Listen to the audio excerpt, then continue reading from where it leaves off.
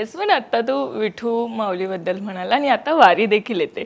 So मला एखादा अनुभव ऐकायचा आहे. वारी केली आहेस आधी आणि काय अनुभव होता किंवा विठू माऊलीचा एखादा अनुभव ऐकायला आवडेल. मी झी मराठी वाहिनीमुळेच मी आत्ता वारी विशेष भाग जेव्हा होता त्यावेळेला आम्हाला वारीमध्ये एक प्रकारे सहभागी होण्याची पण संधी मिळाली आणि तिथे मी जे वारकरी बघितले ज्या पद्धतीचे म्हणजे जगभरात कुठे मॅरेथॉन धावणारे लोक असतील पण हे वारकरी ना कुठला प्रोटीन सोर्स घेऊन ना कुठले फॅन्सी कपडे घालून परमेश्वराच्या भक्तीमध्ये म्हणजे भक्ती ही आय थिंक सगळ्यात उच्च स्तराचं प्रेम आहे की जिथे तहान भूक खरोखर हरवून भर पावसामध्ये धावत होते. म्हणजे काही वयस्कर माणसं मी अशी पाहिली म्हणजे वारकरी बंधू माऊली अशा पाहिल्या की ज्यांचे पाय असे असे असे वक्र झालेत तरीही चालत माऊलींचं नाव घेत धावत होते. सो आता कारण वारीमध्ये होतं ते सगळंच शूटिंग तर आम्ही थ्रूआउट चालत होतो आणि मला असं होतं की शूटिंगच्या मध्ये मध्ये बसायची सवय ना की किती पाय दुखतात पण मी त्यांना बघायचो आणि मला असं व्हायचं की मी कुठल्या बेसिसवर कंप्लेन करू ही काय शक्ती आहे.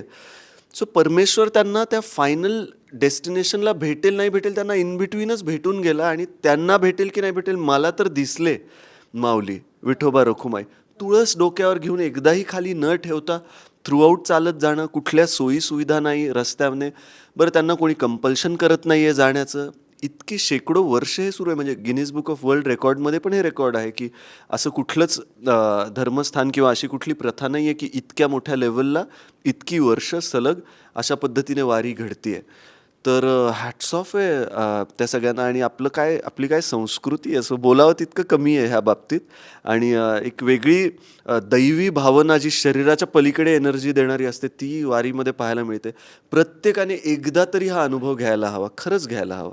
येस, पण मला सांग तू आधी याचा कोणता प्रोजेक्ट बघितलेला का आणि कोणतं असं असतं ना ते कॅरेक्टर तुला खूप आवडलेलं असं कोणतं होतं. मी आता त्याला तेच बोलत होते की मी ॲक्च्युली मनोडूड बघितलंच नाही आहे आणि एवढा क्रेज आहे आणि याचे फॅन्स आणि आता मी कमेंट्स बघते इतके फॅन अकाउंट आणि फॅन्स आणि आय वाज लाईक मला बघायला पाहिजे खरंच बघायला पाहिजे आणि आय विल डेफिनेटली स्टार्ट. पण मी सांगतोय ना मी स्वतः जे की मी म्हणालो मी स्वतः मन उडू झालं कधीच बघितले नाही. पहिले 4-5 एपिसोड बघितले असतील कारण तिथे रोजचे रोज शूट सुरू असायचं आणि खूप खूप तास सुरू असायचं तर जाऊन परत जे आपण केले तेच बघायला असं वाटेल अरे स्वतःशिवाय दुसरं काही दिसतंय की नाही. आणि तो शो पूर्ण झाल्यावर तो थोडासा ॲब्रप्टली बंद झाला म्हणजे पूर्ण झाला काही कारणास्तव पण त्याच्यानंतर पण मग असं होतं की मला इतकं नॉस्टॅल्जिक फिलिंग आलं की मी मग मागचं काही बघितलं ना तर मला खूप इमोशनल फील होतं म्हणून मी कधी डेअरिंगच केली नाही त्याच्यात परत जाऊन बघण्याची.